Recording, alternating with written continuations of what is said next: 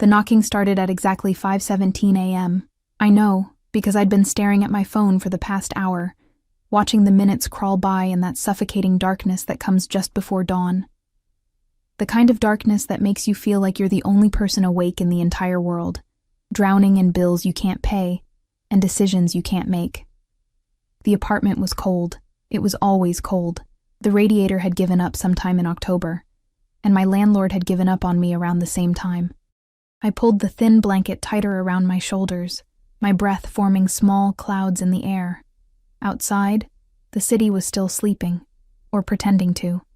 In neighborhoods like mine, sleep was a luxury reserved for people who didn't have 3 jobs and a baby on the way. My fingers were cramping from holding the eviction notice I'd found taped to my door yesterday. 72 hours. That's all I had left before they threw me and my few belongings onto the street.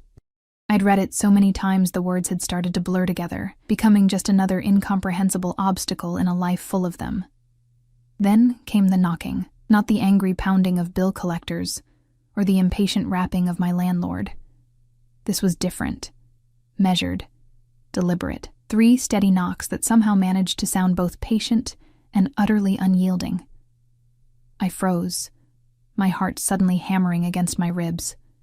Nobody came to this building at 5 a.m., unless they were running from something or looking for someone to hurt.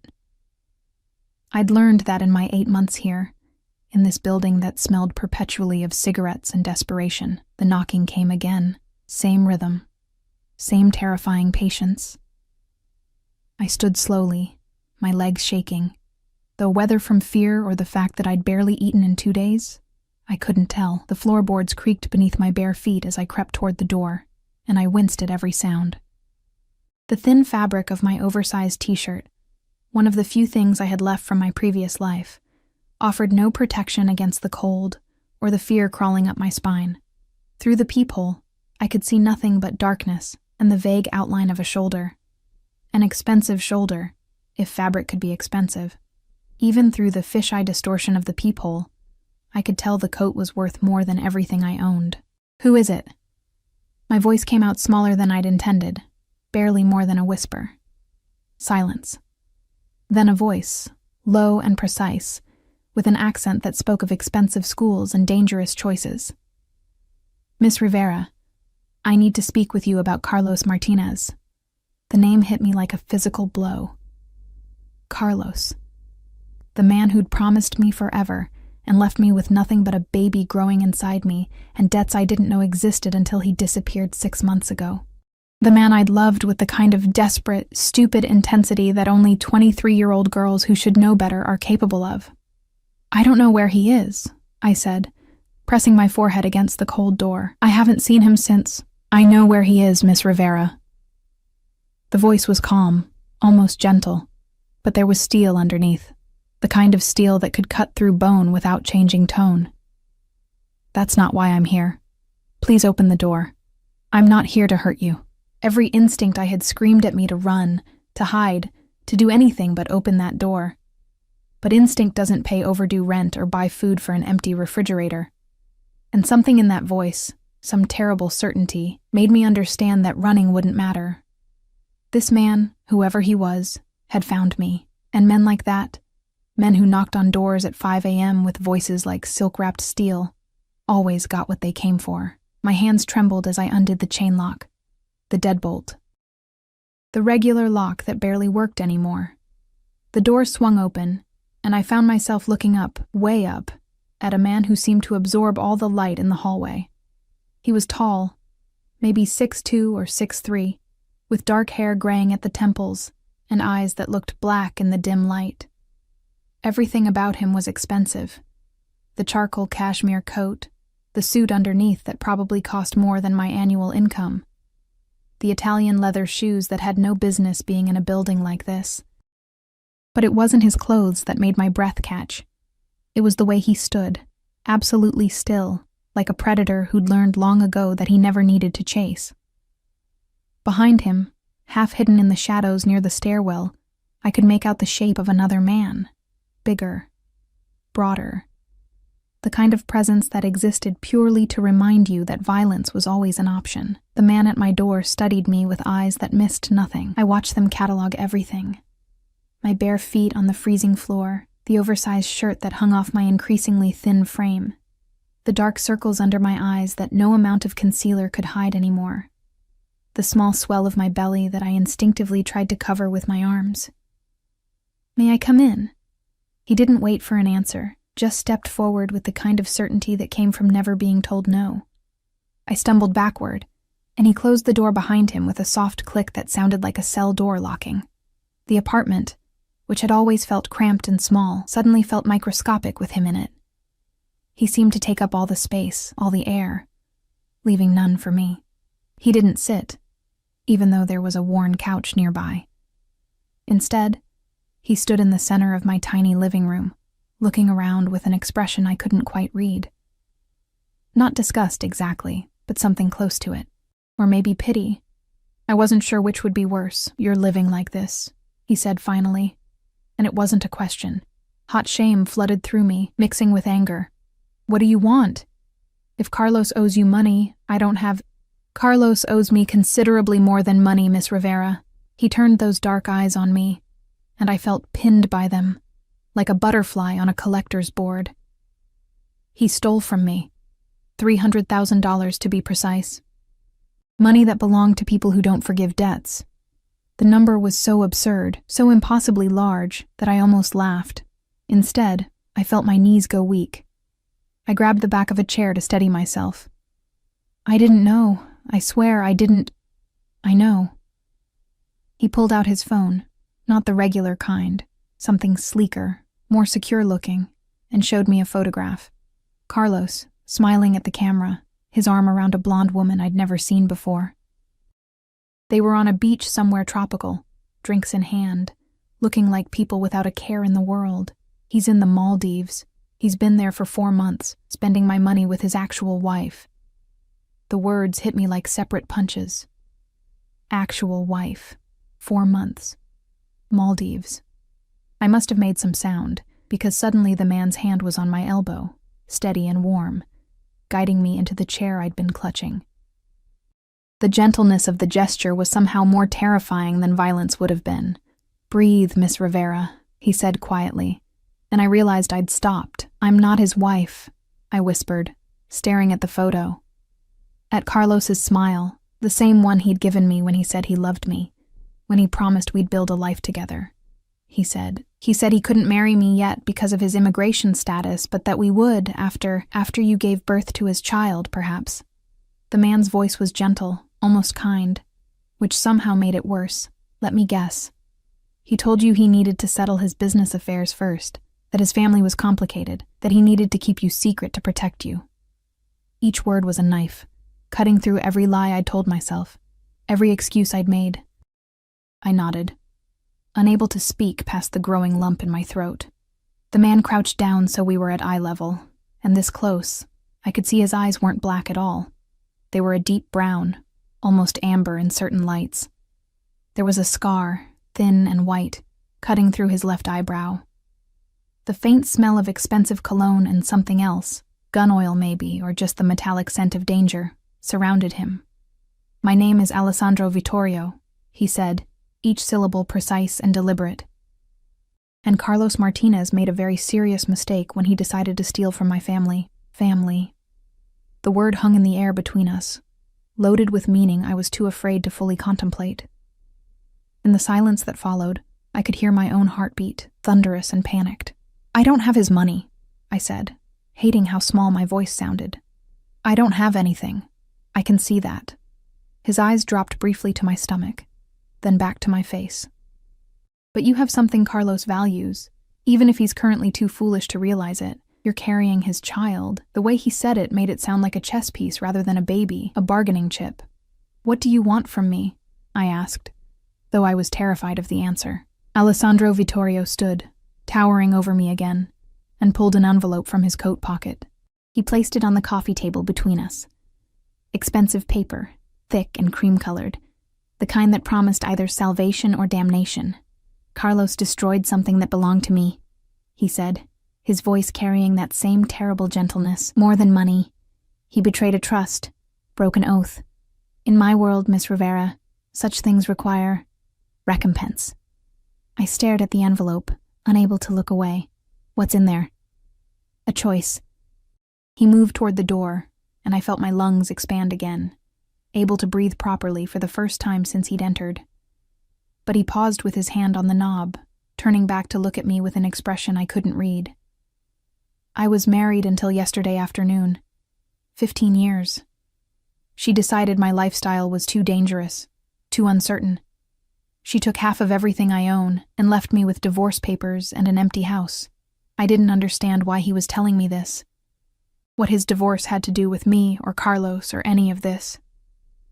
I'm offering you a solution to both our problems, he continued. The details are in the envelope. You have until noon tomorrow to decide. After that, he shrugged, the gesture somehow more threatening than any explicit threat could be. After that, I'll be forced to extract my payment from Carlos by other means, and his child, your child, will grow up knowing their father died because he was a thief and a coward. Wait. I started to stand, but my legs wouldn't cooperate.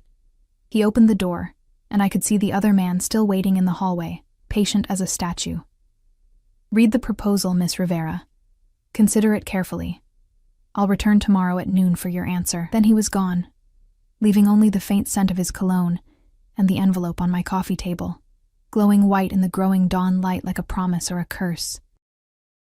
My hands shook as I reached for it, broke the wax seal, an actual wax seal, dark red with an embossed V, and pulled out the papers inside. The words swam before my eyes at first, too shocking to fully comprehend, but slowly, horribly, they began to make sense.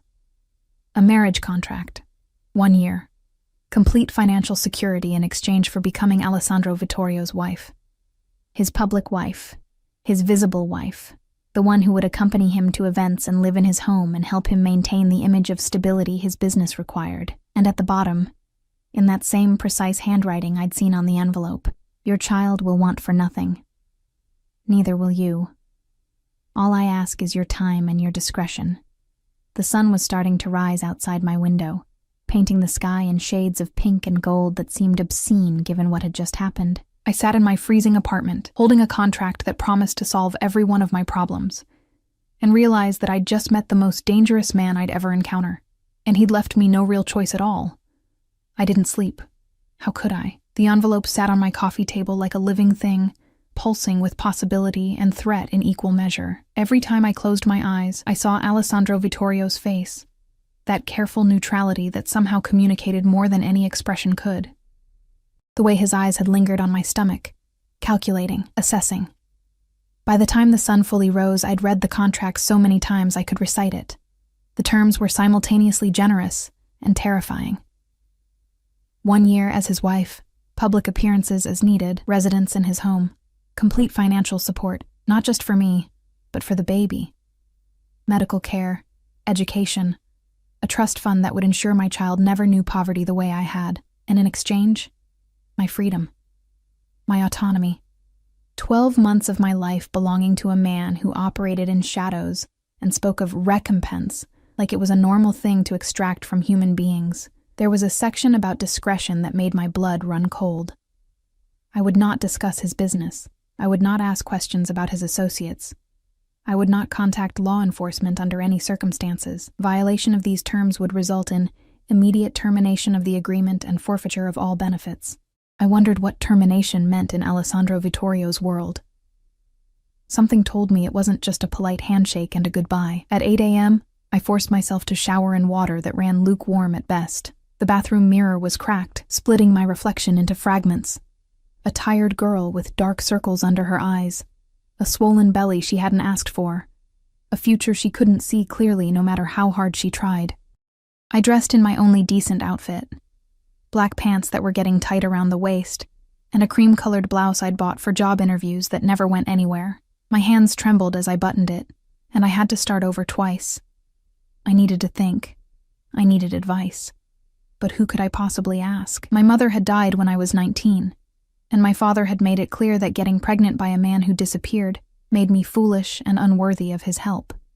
My friends, the few I'd had drifted away when Carlos isolated me, convincing me that we only needed each other.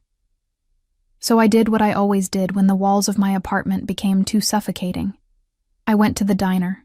Rosie's Diner was a 24-hour institution 3 blocks from my building, the kind of place where the coffee was always hot and nobody asked questions about why you were sitting alone at a booth for hours with a single cup you couldn't afford to refill. I'd worked there briefly, before my morning sickness got so bad they'd had to let me go. The bell above the door chimed as I entered, and the familiar smell of grease and coffee wrapped around me like a blanket. It was early enough that the place was nearly empty. Just a couple of truck drivers at the counter, and old Mr. Chen in his usual corner booth, reading a Chinese newspaper. Mija! Rosie herself appeared from the kitchen, her round face breaking into a smile that dimmed when she got a good look at me. You look terrible. Sit. I'll bring you something. I slid into a booth by the window, the cracked vinyl familiar against my legs. Outside, the city was waking up properly now. People hurrying to jobs, to lives, to purposes I couldn't fathom. Did any of them know what it was like to have their entire existence reduced to a choice between 2 impossible options? Rosie returned with eggs, toast, and orange juice I definitely couldn't pay for. Don't argue, she said firmly when I opened my mouth. You're eating for 2, and you look like you haven't had a proper meal in days. She wasn't wrong. I ate mechanically, tasting nothing, my mind replaying the morning's events on an endless loop. Alessandro Vittorio's voice, cultured and dangerous. The photograph of Carlos, smiling on a beach while I froze in an apartment that wasn't even mine anymore. The contract that promised everything and demanded only my soul in return. Boy trouble? Rosie asked, sliding into the booth across from me with her own coffee. I almost laughed. You could say that. The father finally show up? No. I pushed eggs around my plate. Someone else did. Someone who wants to help, I think, but I don't know if I can trust him. Rosie was quiet for a moment, studying me with eyes that had seen too much of life to be easily fooled. This help. It comes with strings, more like chains, I whispered. She reached across the table and covered my hand with hers. Her palm was warm, calloused from decades of hard work. Listen to me, Mija. I've been where you are. Pregnant, alone, scared out of my mind. And I've learned something about help. It always costs something. The question isn't whether there are strings. It's whether what you're getting is worth what you're giving up. What if I don't know what I'm giving up? My voice cracked. What if I can't see all the ways this could go wrong? Then you trust your gut. She squeezed my hand. What does your gut tell you about this man? I thought about Alessandro Vittorio, the way he'd looked at my poverty with something that might have been pity, the gentleness in his voice when he told me to breathe. The absolute certainty that he was capable of terrible things, and that those things wouldn't bother him if he deemed them necessary. It tells me he's dangerous, I said. But also that he meant what he said. He'll take care of me. The baby. He'll keep his word. And the father? This Carlos? I felt my jaw tighten. Carlos is in the Maldives with his real wife spending money he stole. Rosie's expression darkened. Then Carlos can rot. The question is what you want, Sophia. Not what you're afraid of, not what you think you deserve. What do you actually want? I looked down at my stomach, at the small swell that would grow into a person who would depend on me for everything. A person who deserved better than cold apartments and empty refrigerators and a mother who was too proud to accept help from dangerous men. I want my baby to be safe, I whispered. I want them to have chances I never had. My voice broke. I want to stop being so scared all the time. Rosie nodded slowly. Then you know what you have to do. But did I? Could I really tie myself to a man I didn't know, whose business was clearly illegal, whose world operated by rules I couldn't begin to understand? Could I walk into that darkness willingly, even if it meant my child would have light? I left the diner at 10:30, Rosie's words echoing in my head. The walk back to my apartment felt both too long and too short. I needed more time to think, but I also needed this decision to be over, one way or another. The building looked even more decrepit in daylight. Peeling paint, broken windows on the third floor that had been broken since I moved in, graffiti on the walls that management had long since given up trying to remove. This was what I could offer my child on my own. This was the best I could do. I climbed the stairs slowly, my hand on the railing that wobbled with each step. On the second-floor landing, I passed Mrs. Kowalski, who'd lived here for 30 years and had stories about when this building was respectable. She looked at me with rheumy eyes and shook her head. "You should leave while you can, girl," she said in her thick accent. "This place, it's dying, and it takes everyone with it." I didn't have the energy to respond. I just nodded and kept climbing. My apartment door was closed, locked, exactly as I'd left it. But something felt different, wrong. I stood in the hallway, key in hand, trying to identify what had changed. Then I smelled it. Cigarette smoke. Not the stale smell that permeated the building, but fresh smoke coming from under my door. My heart started to race. I'd locked the door. I was sure of it. But someone was inside my apartment, smoking, waiting. For a wild moment, I considered running. Down the stairs, out of the building, away from whatever was waiting on the other side of that door. But where would I go? And whoever was in there had already proven they could get past my locks. I turned the key with shaking hands and pushed the door open. Two men I'd never seen before sat in my living room like they owned it. One was on my couch, feet up on the coffee table, right on top of Alessandro's envelope, smoking a cigarette and looking at me with cold amusement. The other stood by the window, bigger and meaner looking, with scars on his knuckles that suggested violence was a regular part of his job description. "Miss Rivera," the one on the couch said, grinding his cigarette out on my table and leaving a burn mark. "We need to have a conversation about your boyfriend." "I don't have a boyfriend," I said, trying to keep my voice steady. "And you need to leave. Now." The bigger one laughed, a sound like grinding metal. "We'll leave when we're ready. See, Carlos Martinez owes our boss money, a lot of money, and we've been looking for him for 6 months. Imagine our surprise when we find out he's got a pregnant girlfriend living in a shithole in Queens." "I don't know where he is," I said, backing toward the still open door. "I haven't seen him." "We know," the one on the couch interrupted. He stood, and I could see he was wearing a shoulder holster, the gun inside it clearly visible. "We know you're just the stupid girl he knocked up and abandoned, but see, here's the thing. You're still useful to us." The bigger one moved toward the door, cutting off my escape route. My breath caught in my throat. "We're going to make a video," the smoker continued, pulling out his phone. "You're going to cry real pretty and beg Carlos to come back and make things right. You're going to tell him that if he doesn't return our money, we're going to hurt you and that baby you're carrying. And then we're going to send that video to every contact Carlos ever had until he shows his face." "No." The word came out stronger than I felt. "No, I won't do that." The bigger one grabbed my arm, his grip bruising, and shoved me toward the couch. I stumbled, barely catching myself on the armrest. Pain shot through my wrist. "You don't have a choice, sweetheart," the smoker said, raising his phone. "Now, let's see some tears." The door, which I'd left open in my panic, swung wider. Alessandro Vittorio stood in the doorway, and the temperature in the room seemed to drop 10 degrees. He wasn't alone. The man I'd seen in the hallway this morning was with him, along with 2 others, all wearing the same dark suits, all radiating the same barely contained violence. But it was Alessandro who commanded the room. He stood absolutely still, his eyes moving from the burn mark on my table to the man with the phone to the bigger one's hand still gripping my arm. "Let her go," he said quietly. Too quietly. The smoker's face had gone pale. "Mr. Vittorio, we didn't know. Let her go." Each word was precisely enunciated, carrying a weight that made the bigger man release my arm immediately. I stumbled away from both of them, toward Alessandro, though I didn't consciously decide to move. "We were just," the smoker started. "You were just leaving." Alessandro's voice remained calm, conversational even. "And you're going to tell Victor Kozlov that Sofia Rivera is under my protection now, that any attempt to contact her, threaten her, or use her in his ridiculous schemes will be considered a declaration of war. Are we clear?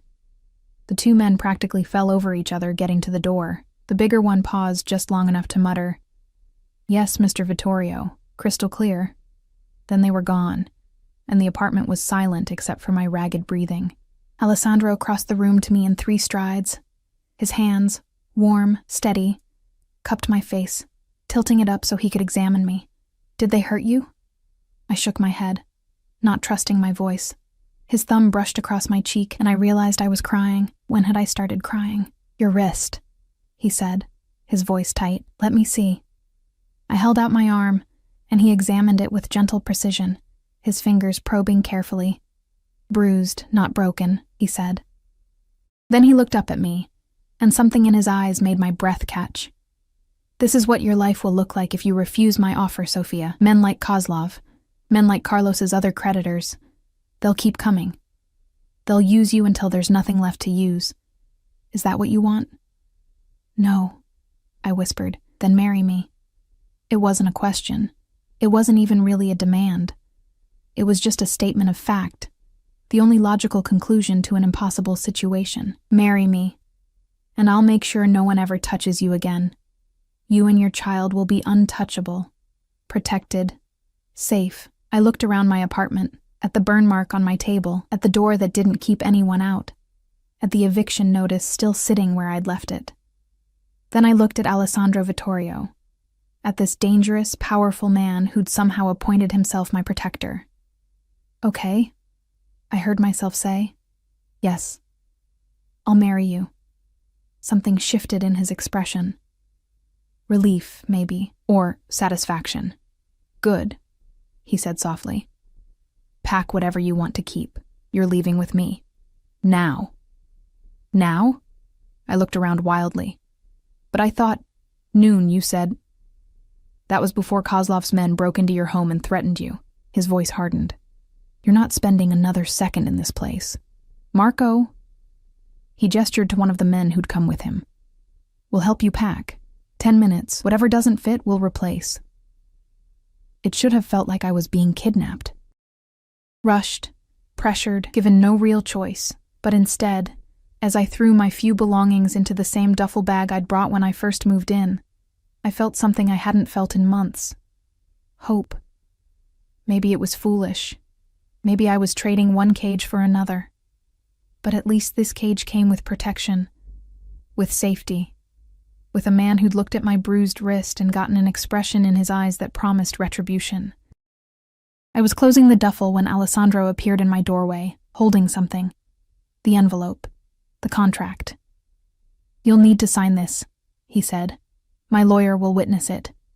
I took the pen he offered and signed my name, Sophia Maria Rivera, on the line indicated. My handwriting looked shaky, uncertain. His, when he signed on the second line, was bold and confident. Mr. and Mrs. Alessandro Vittorio. God help me. The car waiting downstairs was nothing like I'd imagined a car could be. Sleek, black, with windows so darkly tinted I couldn't see inside until Marco opened the door for me. The interior smelled of leather and luxury, and when I slid across the seat, real leather, butter soft and warm, I felt like I'd entered another dimension entirely. Alessandro settled in beside me, maintaining a careful distance that somehow felt more intimate than if he'd sat close. He pulled out one of his phones. I counted 3 different devices in his coat pocket, and began typing rapidly, his fingers moving with practiced efficiency. "Where are we going?" I asked, my voice sounding too loud in the quiet cabin. "My home," he said, without looking up. "Well, one of them. The penthouse in Manhattan. It's the most secure. Most secure. As if security was something measured in degrees, something you could quantify and optimize. I supposed in his world it was. The car glided through Queens, leaving behind the broken sidewalks and struggling bodegas that had been my entire universe for months. We crossed into Manhattan, and the city transformed. Gleaming towers reached toward a sky that seemed bluer here, cleaner. People on these streets walked with purpose and confidence, their clothes expensive, their problems probably very different from mine. I pressed my hand against my stomach, feeling the slight flutter that had become familiar over the past few weeks. "Hey, baby," I whispered, too quietly for Alessandro to hear. "I hope I'm doing the right thing. I hope you'll forgive me if I'm not." The car pulled up to a building that looked like it belonged in a magazine. All glass and steel, with a doorman in an actual uniform who snapped to attention when he saw our vehicle. Marco opened my door, and I stepped out onto a sidewalk so clean it looked freshly washed. "Mr. Vittorio," the doorman said, his tone deferential. "Welcome home, sir." Alessandro's hand found the small of my back, guiding me forward. The touch was light, impersonal, but it sent electricity shooting up my spine anyway. "This is my wife, Sophia," he said, and I heard heads turn in the lobby. "She's to have full access to the building. Her word is my word." Wife. The word hung in the air, impossible and real all at once. The lobby was all marble and modern art, with a security desk manned by 2 men who watched us with sharp, assessing eyes. Not regular security guards. These men had the same careful stillness as Marco, the same awareness that spoke of violence held carefully in check. The elevator was private, requiring a key card that Alessandro produced from his wallet. We rode up in silence, just the 2 of us now, Marco having stayed behind in the lobby. The numbers climbed, 20, 30, 40. Higher than I'd ever been in my life. The doors opened directly into an apartment that made my breath catch. Floor-to-ceiling windows overlooked Central Park, the trees just beginning to show their autumn colors. The space was enormous, all clean lines and expensive furniture. Art on the walls that I suspected was original. Everything was in shades of cream and gray and black, sophisticated and intimidating in equal measure. "The master bedroom is through there," Alessandro said, pointing to a hallway on the left. "You'll have your own bathroom, walk-in closet. There's also a guest room being converted into a nursery. I had my assistant start the process this morning. This morning." He'd been so confident I would say yes that he'd started preparing before I'd even signed the contract. "I took the liberty of having some clothes delivered," he continued, walking toward the kitchen. A massive space with appliances I didn't recognize. "They're in the closet. If anything doesn't fit or isn't to your taste, we'll replace it. You bought me clothes." The words came out strangled. "How did you even know my size?" He gave me a look that suggested the question was naive. "I know everything about you, Sophia. Your dress size, your shoe size, your medical history, your bank account balance, or lack thereof. I don't make decisions without information." The casual invasion of my privacy should have made me angry. Instead, I just felt tired. "Of course you do." Something in my tone made him pause. He set down the phone he'd been about to check and actually looked at me. Really looked at me, for the first time since we'd entered the apartment. "You're exhausted," he said. And it wasn't a question. "When did you last sleep?" "I don't know. Yesterday? The day before?" Time had become fluid, meaningless. He moved toward me, and I instinctively stepped back. He stopped immediately, holding up his hands in a gesture of peace.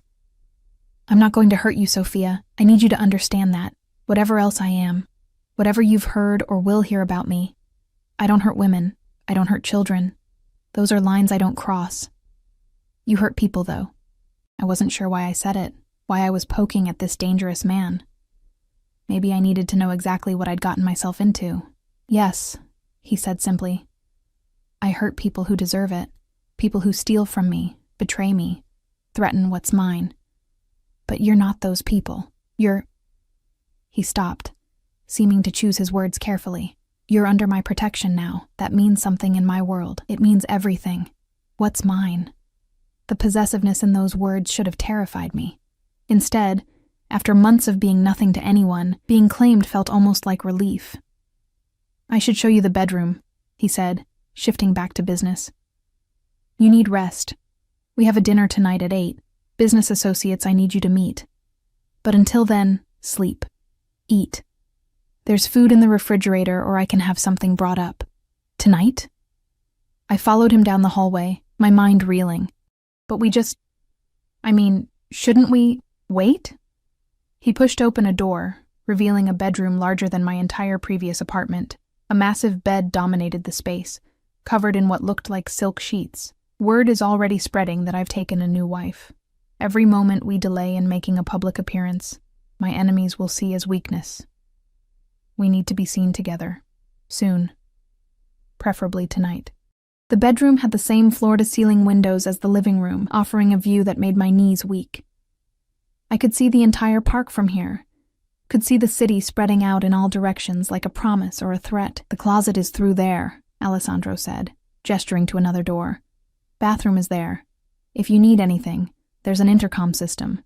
Just press the button marked main and someone will respond. Someone, not him. Someone whose job was to respond to needs and requests from the wife of Alessandro Vittorio. What if I want to leave? The question escaped before I could stop it. What if I want to go outside, take a walk?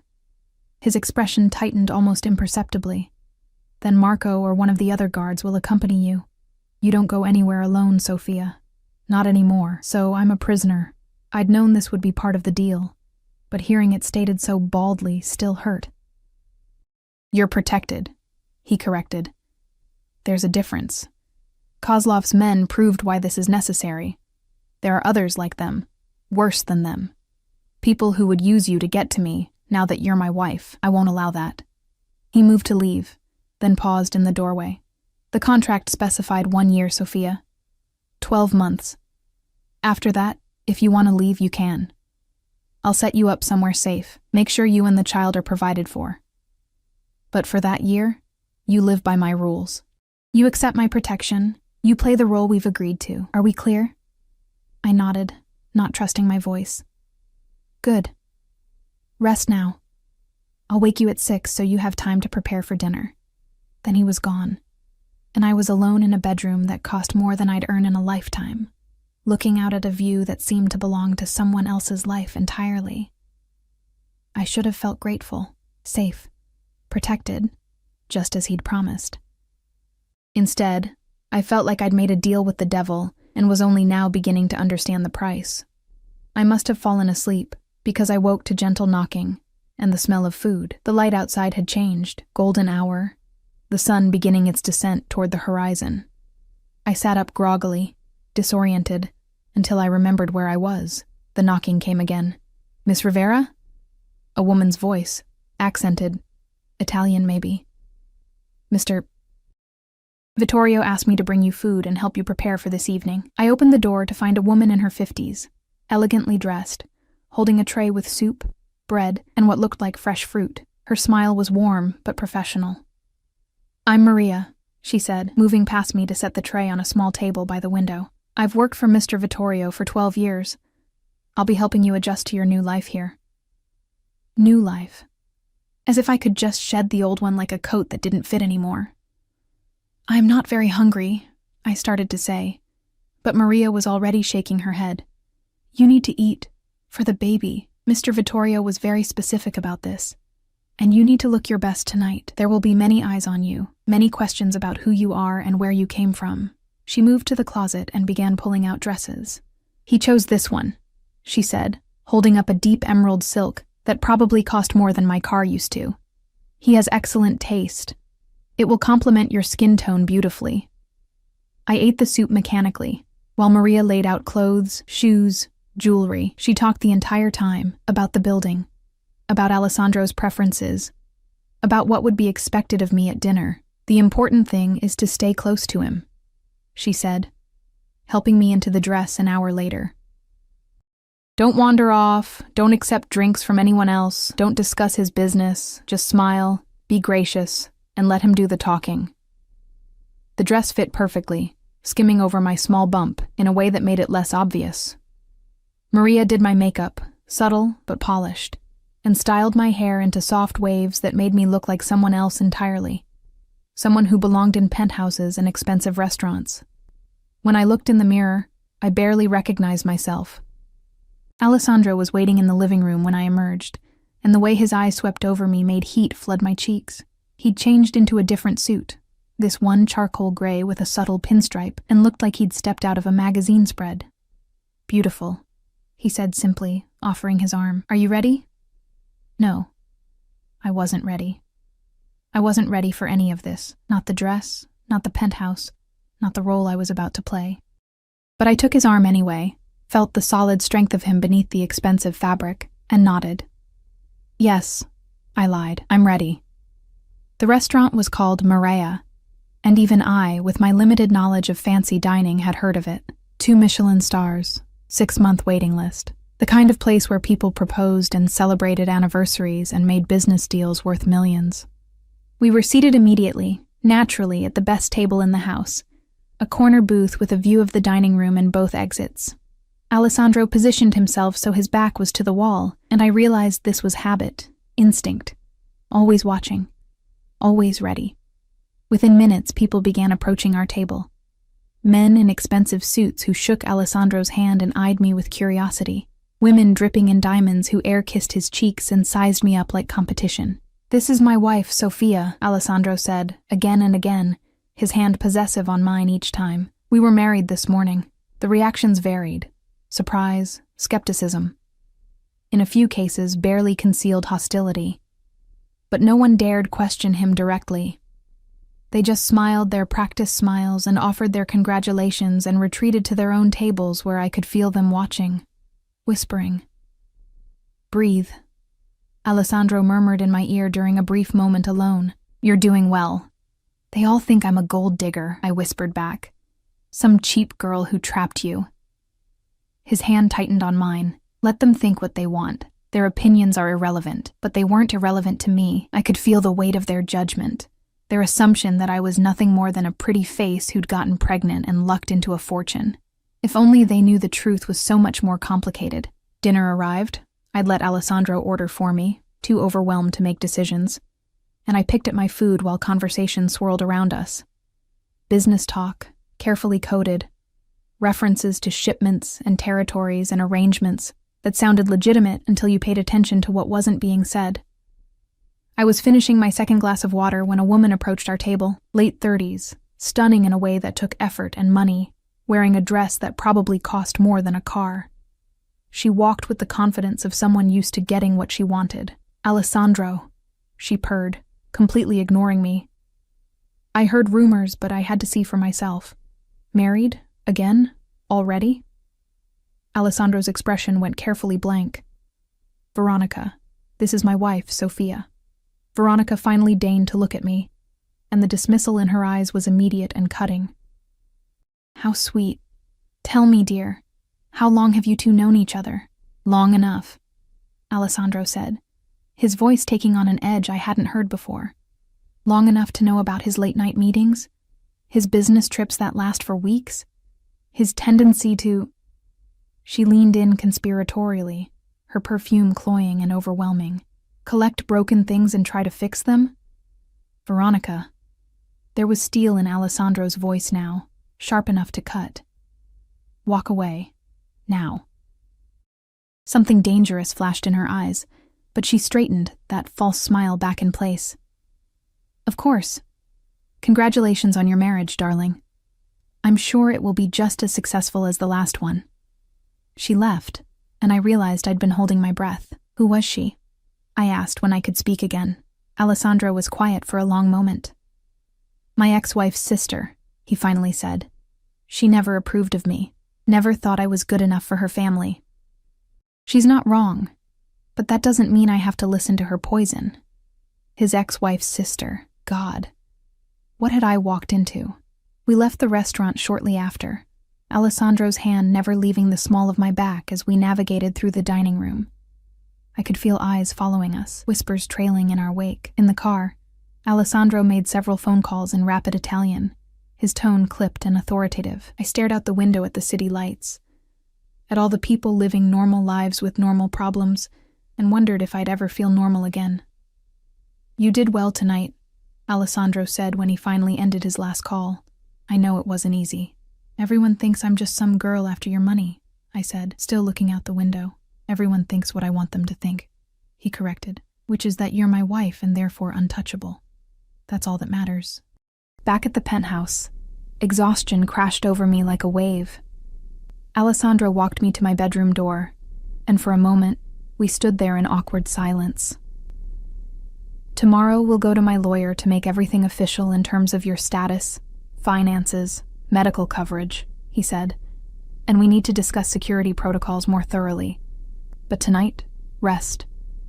Alessandro? I caught his arm before he could leave. Thank you. For today. For getting rid of those men. For all of it. Something softened in his expression. You're my wife now, Sophia. That means something to me. Get some sleep. Tomorrow is going to be another long day. I watched him walk away down the hallway, toward what I assumed was his own bedroom. Separate rooms, separate lives, connected only by a contract and circumstances neither of us had fully chosen. I changed into the silk pajamas Maria had left out, because apparently I wore silk now, and climbed into bed. The sheets were cool and smooth, the mattress more comfortable than anything I'd ever experienced. But as I lay there in the darkness, looking out at the city lights that never truly went dark, I couldn't help but wonder, had I escaped one trap only to walk willingly into another? And which man was more dangerous? The one who'd abandoned me, or the one who'd claimed me? The next 3 weeks passed in a blur of impossible adjustments. Maria became my constant companion, teaching me things I'd never imagined I'd need to know. How to navigate a formal dinner with 6 different forks, which designers Alessandro preferred. How to smile through conversations with people who looked down on me while maintaining the dignity befitting Mrs. Vittorio. How to move through a room full of dangerous men without showing fear. Posture, Mrs. Vittorio, she'd say, gently correcting the way I held myself. You represent him now. Every gesture, every word, it all reflects on Mr. Vittorio. The pressure was suffocating, but slowly, impossibly, I began to adapt.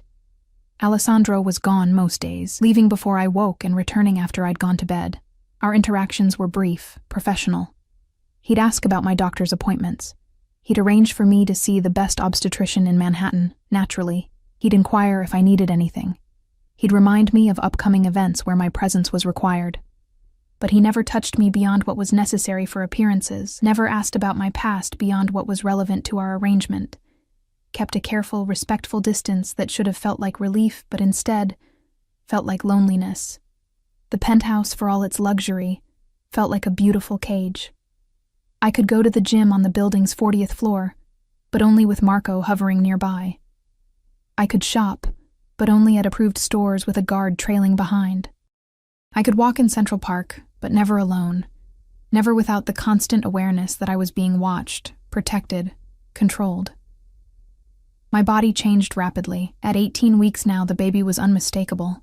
I'd felt the first real kicks 3 days ago, lying alone in that massive bed, and had cried because I had no one to share it with. Carlos had abandoned me.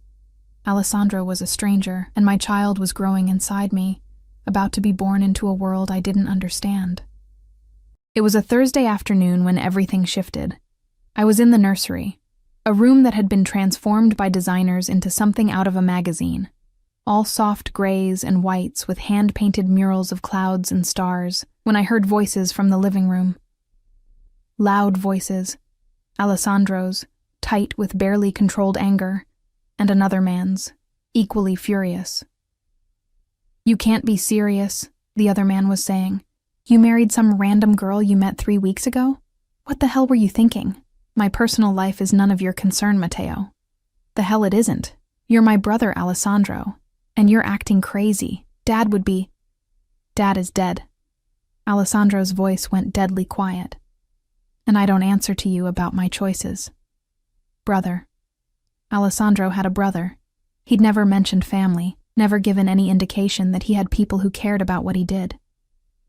I should have stayed in the nursery, should have given them privacy, but something drew me forward until I was standing in the hallway where I could see them without being seen.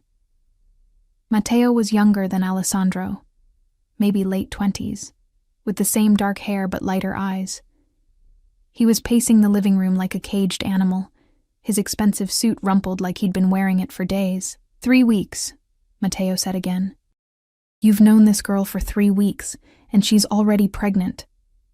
The child isn't mine. Alessandro poured himself a drink, his movements controlled despite the tension radiating from him. She was pregnant when we married. The father is Carlos Martinez. Mateo froze. Carlos, the kid who robbed us? The one you've been hunting for 6 months? Yes.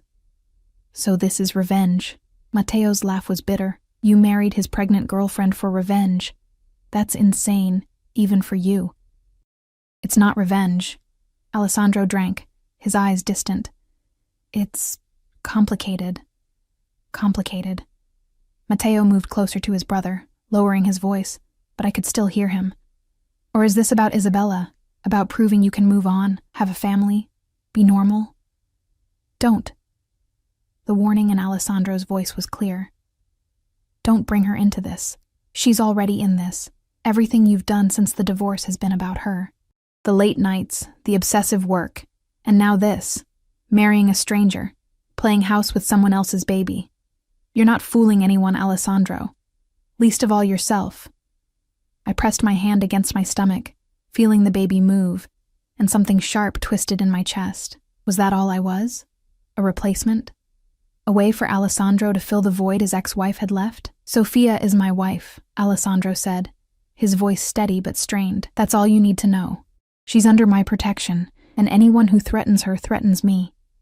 Including you, if you continue down this path. I'm trying to protect you, Mateo said, and for the first time, I heard genuine concern in his voice. From yourself. From whatever self-destructive thing you think you're doing. You can't save her, Alessandro. You can't save everyone. Get out. Alessandro, get out. The shout made me jump, made my heart race. I'd never heard Alessandro raise his voice, never seen the careful control slip. I don't need your concern or your judgment. I need you to do your job and leave my personal life alone. Silence. Then footsteps. Mateo walking toward the elevator. His shoulders slumped into feet. I retreated quickly to the nursery, my mind racing. Alessandro had married me to replace his ex-wife, to prove something, to fill a void. Not because he'd wanted to help me, not because he'd felt any genuine connection, but because I was convenient, available, useful. The baby kicked again, harder this time, as if sensing my distress. I'm sorry, I whispered, sitting in the rocking chair the designers had placed by the window. I'm so sorry I brought you into this mess. I don't know how long I sat there before Alessandro found me. The sun had set, painting the sky in shades of purple and gold, and I was just staring out at the city, feeling more alone than I had in that freezing apartment in Queens. Sophia. His voice was quiet, controlled again. The mask back in place. I didn't know you were home. I heard. I said, not looking at him. Your brother. What he said about Isabella, about why you really married me. He was silent for a long moment. Then he moved into the room, sitting in the chair across from me. In the fading light, his face was all shadows and sharp angles. Mateo doesn't know what he's talking about, he said finally. Doesn't he? I turned to face him. Was I just convenient, Alessandro? A way to prove you'd moved on?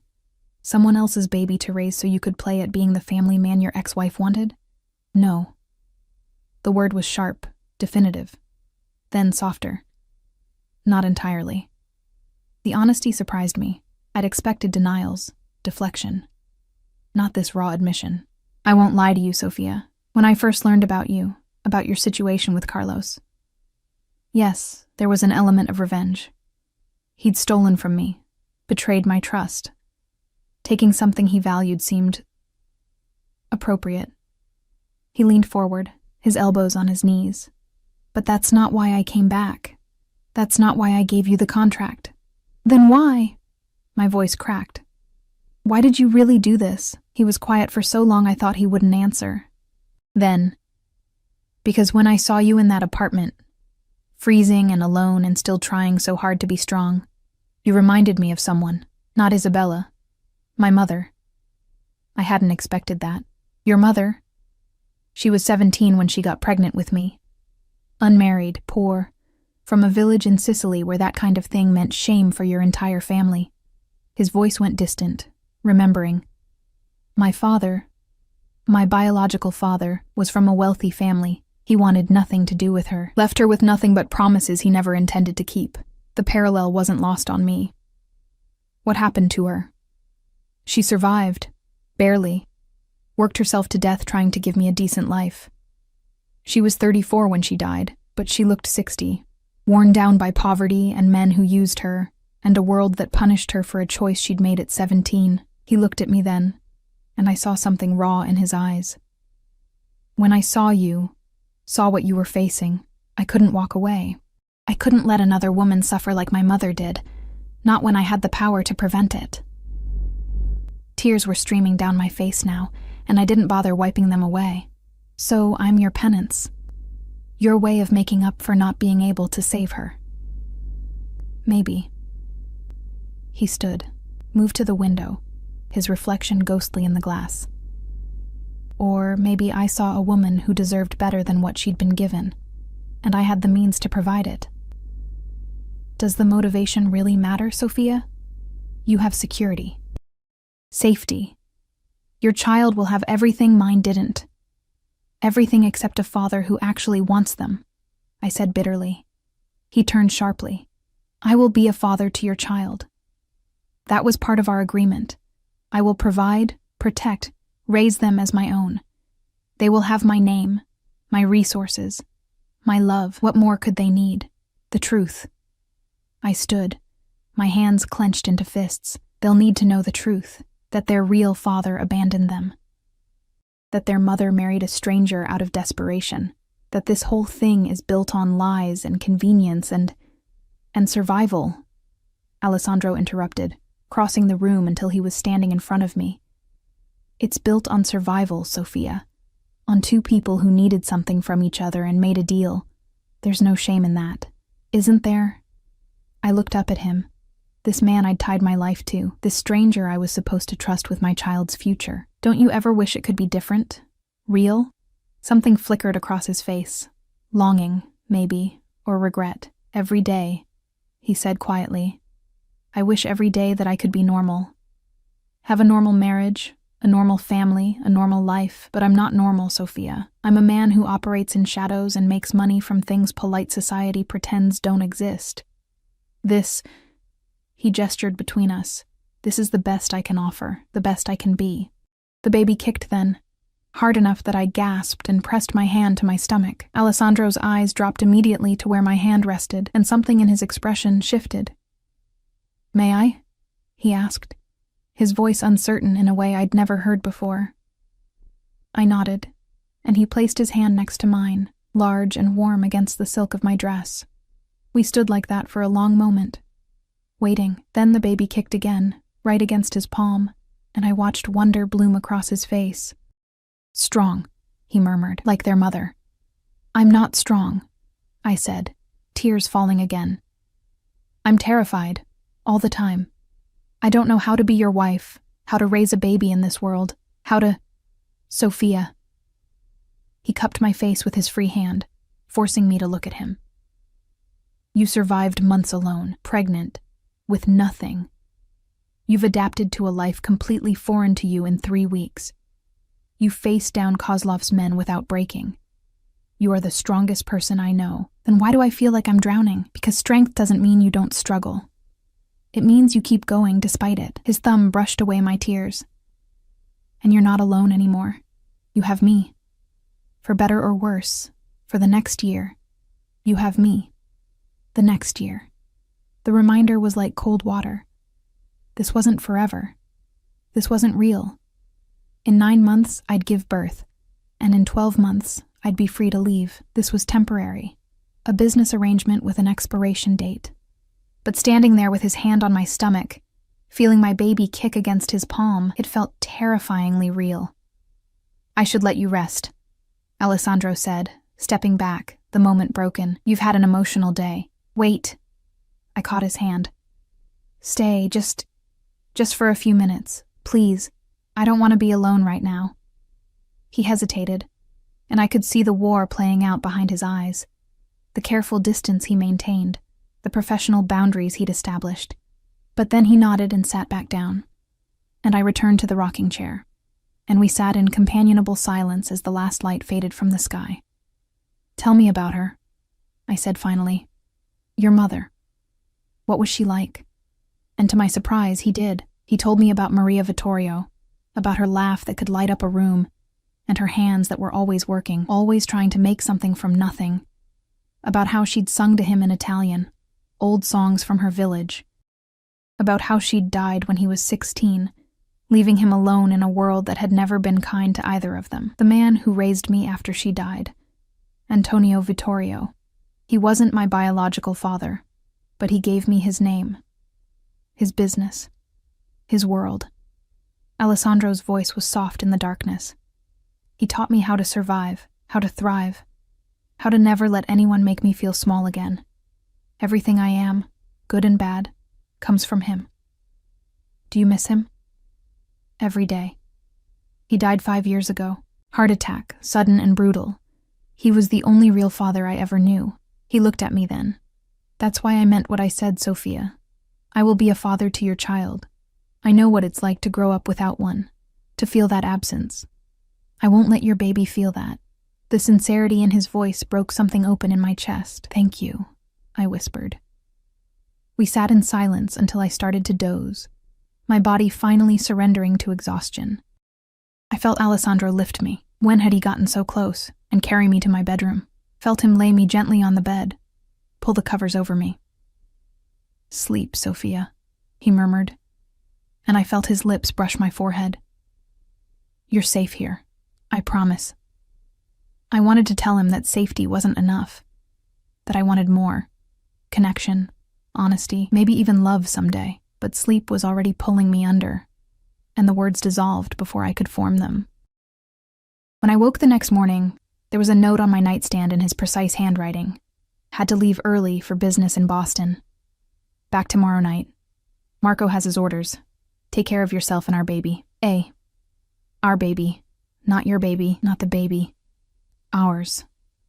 I pressed the note to my chest and let myself hope just for a moment that maybe this arrangement could become something more. That maybe, despite everything, we could build something real from this foundation of contracts and convenience. It was a dangerous hope, the kind that could destroy you if you let it. But as I felt the baby kick again, insistent and alive, I realized I'd already made my choice weeks ago. For better or worse, my future was tied to Alessandro Vittorio's, and somehow, impossibly, that didn't terrify me as much as it should have. The call came at 2 a.m, 6 weeks later. I was deep in sleep, the kind of heavy, dreamless sleep that came in the 3rd trimester. When my phone started vibrating on the nightstand, I fumbled for it in the darkness, my heart already racing because calls at this hour meant emergencies. Hello? My voice was thick with sleep. Mrs. Vittorio. It was Marco, and the tension in his voice snapped me fully awake. I need you to get dressed and pack a bag. Quickly. We need to move you to a secure location. What?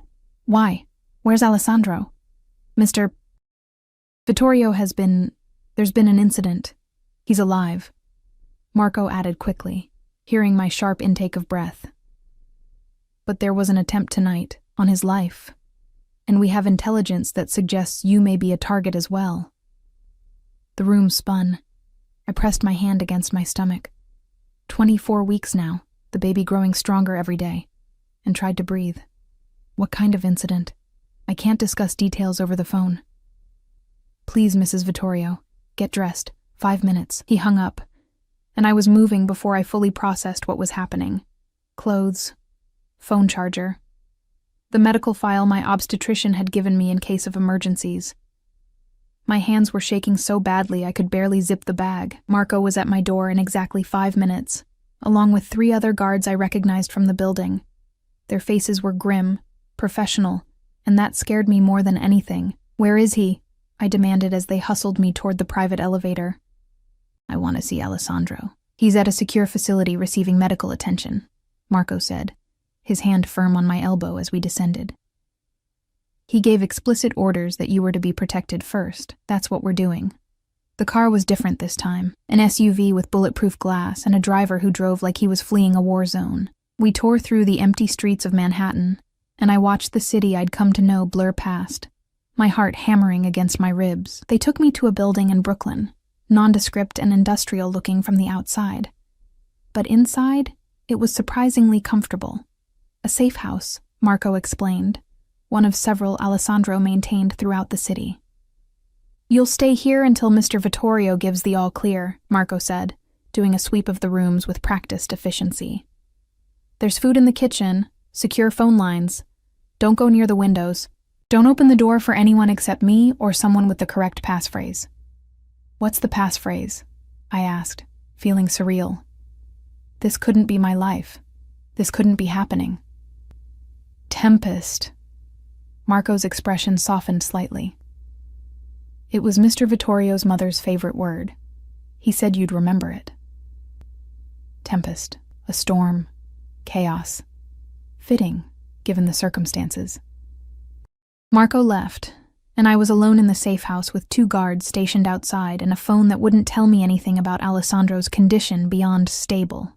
I paced the living room for hours, my mind conjuring every terrible possibility. Alessandro bleeding, Alessandro dying, Alessandro gone, leaving me and this baby alone in a world that would devour us without his protection.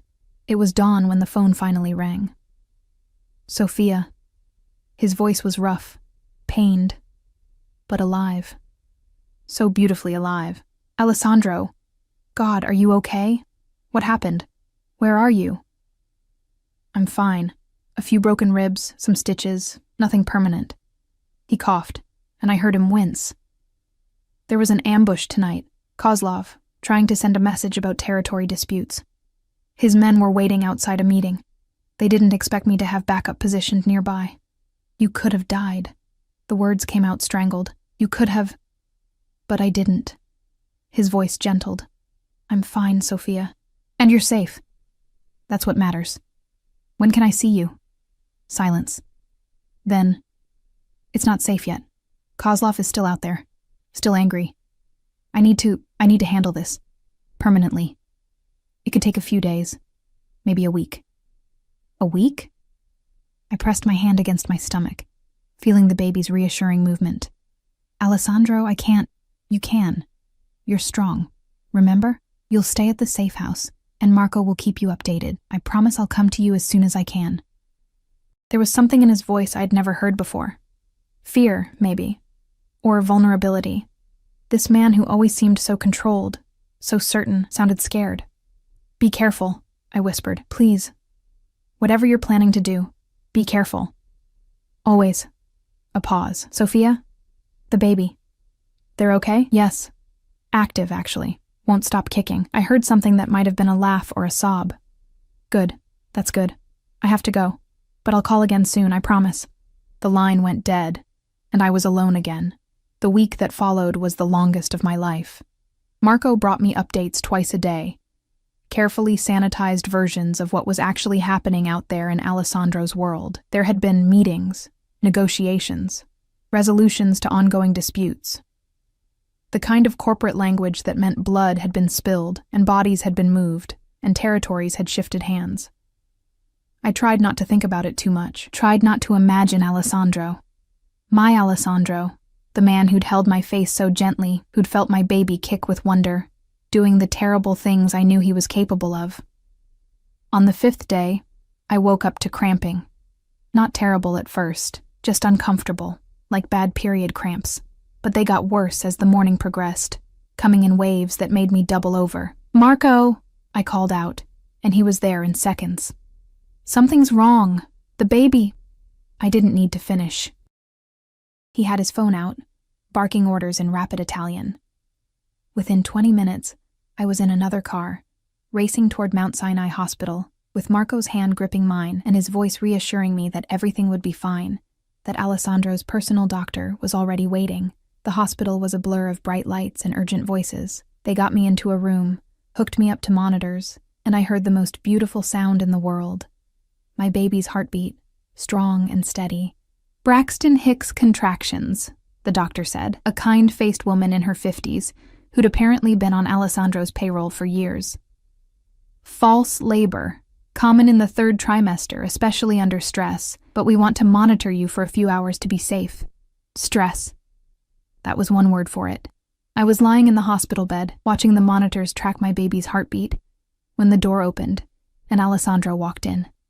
He looked terrible. Bruises darkening his jaw, a bandage visible above his collar, moving stiffly like his ribs hurt with every breath.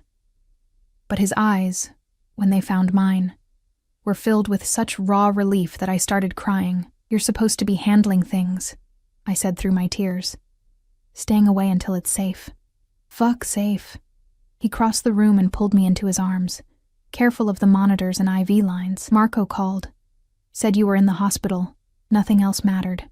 I buried my face in his chest, breathing in his scent, cologne and antiseptic and something uniquely him.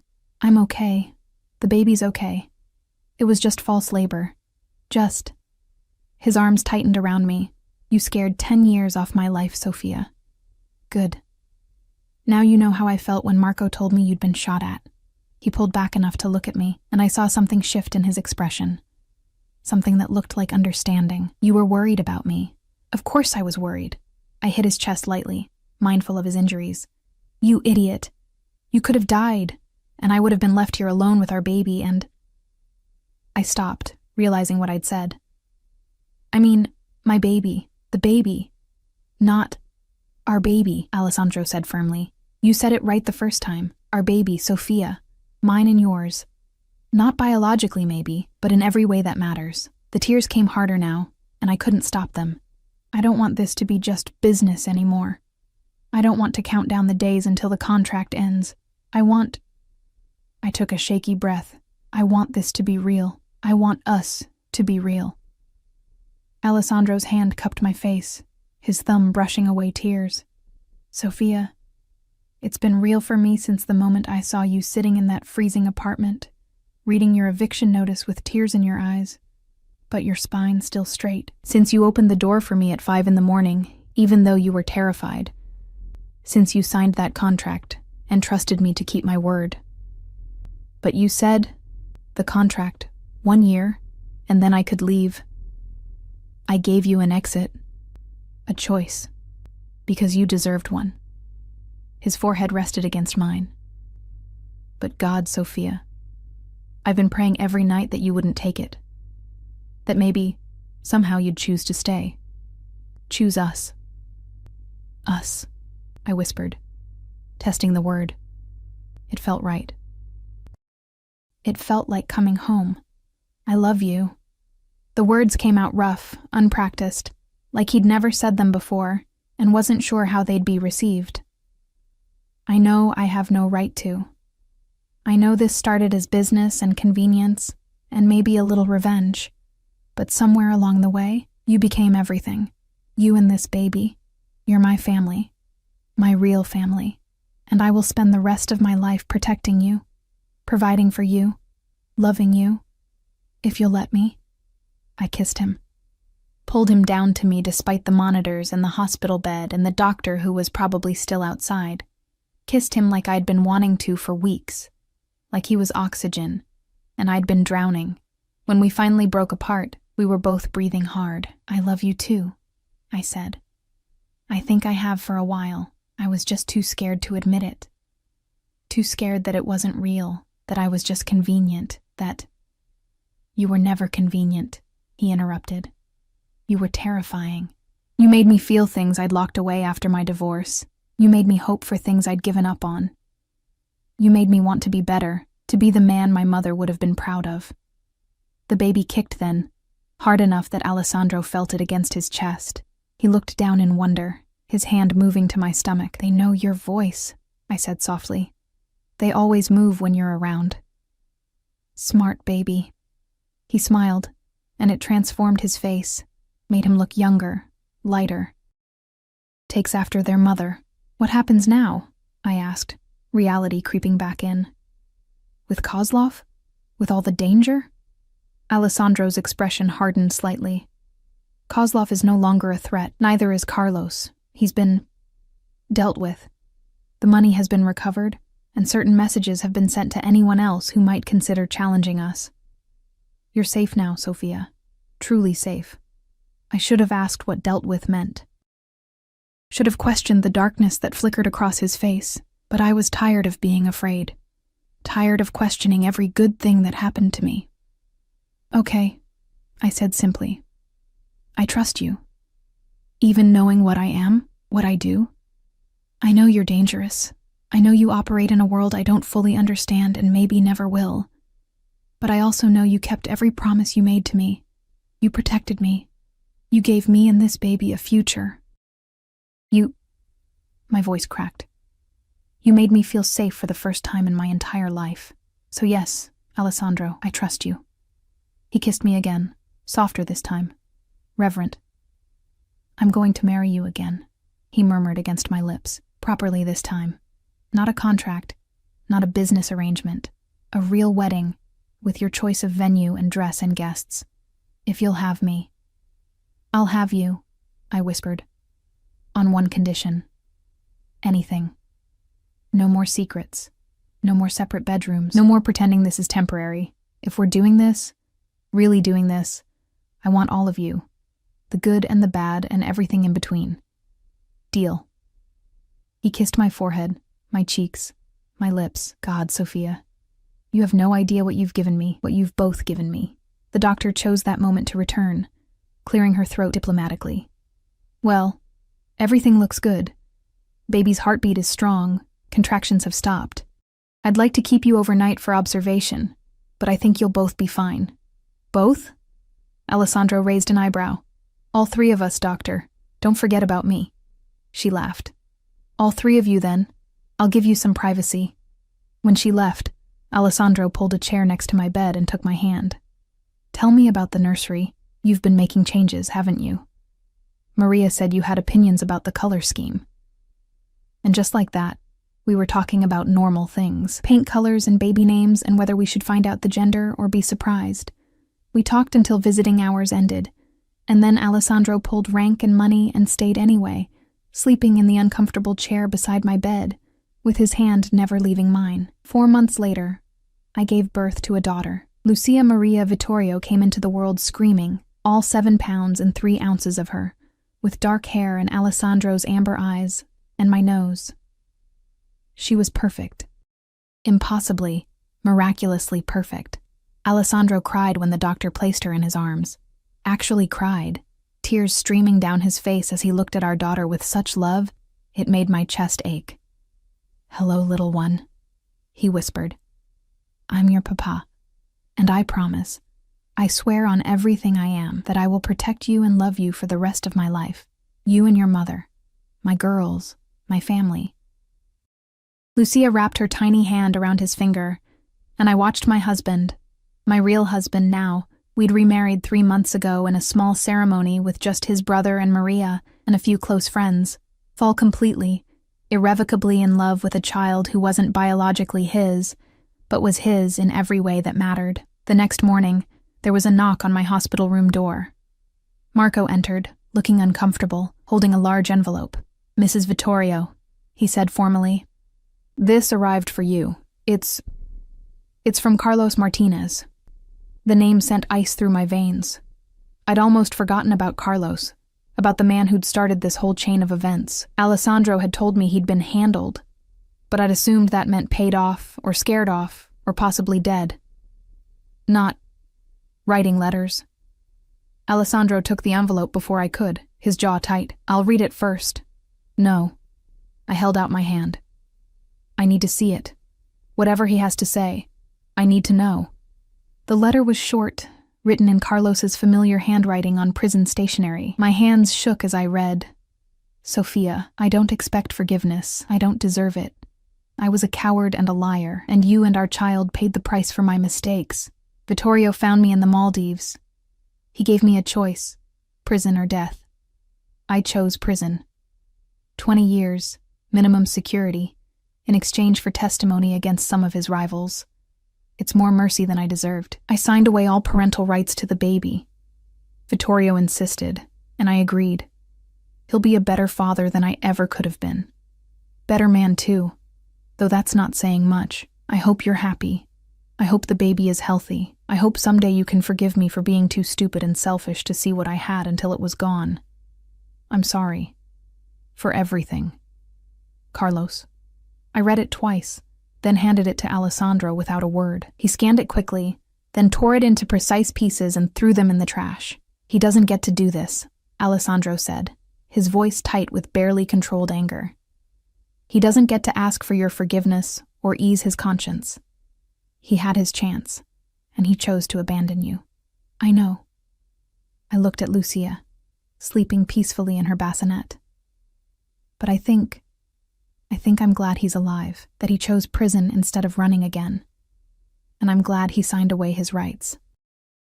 It makes it real, official. She's ours, Alessandro. Legally, officially ours. She was always ours. He came to sit beside me on the bed, careful of my healing body. From the moment I felt her kick, from the moment I realized I couldn't imagine a future without either of you in it. Your brother was right, you know, I said, leaning into his warmth. That day he came to the penthouse. You do try to save people, fix broken things. Maybe. He pressed a kiss to my temple. But you weren't broken, Sophia. You were bent, maybe. Tested. But never broken. You saved yourself. I just gave you the tools to do it. We saved each other. I corrected. You gave me safety and security. I gave you a reason to hope again, to believe that family could be more than just business and obligation. You gave me everything. His hand covered mine, both of us watching our daughter sleep. My two miracles, my tempest, and my peace. Lucia chose that moment to wake up, her face scrunching up in preparation for a cry.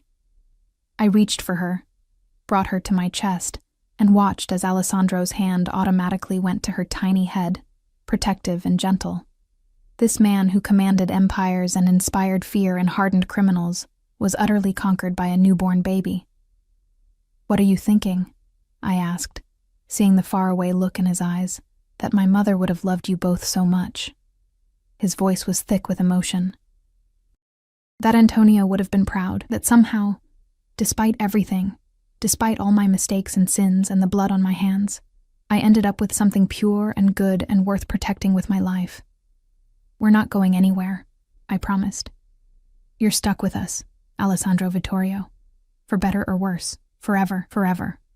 He echoed, and it sounded like a vow. I can live with that.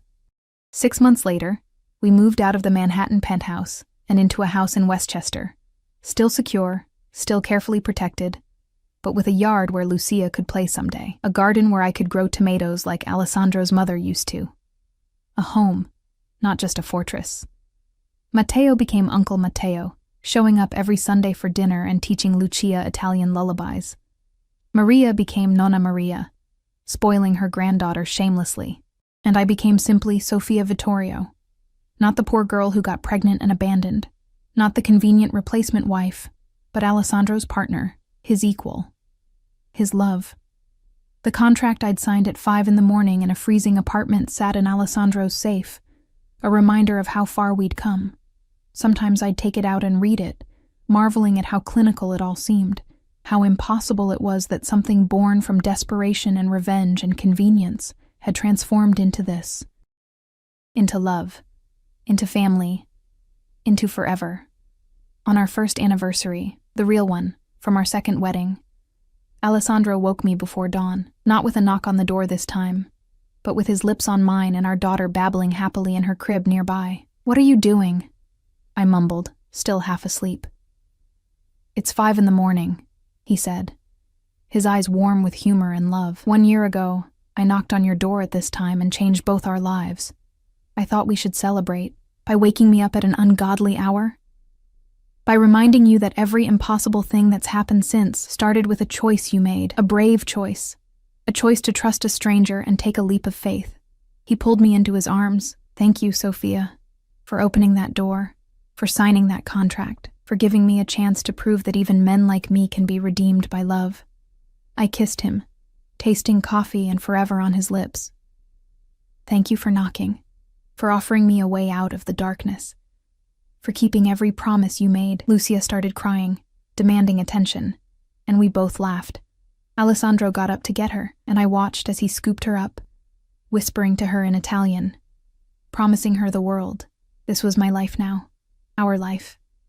Built on impossible foundations, yes, started with a contract and desperation and fear, but transformed by choice, by effort, by the decision we made every day to choose each other.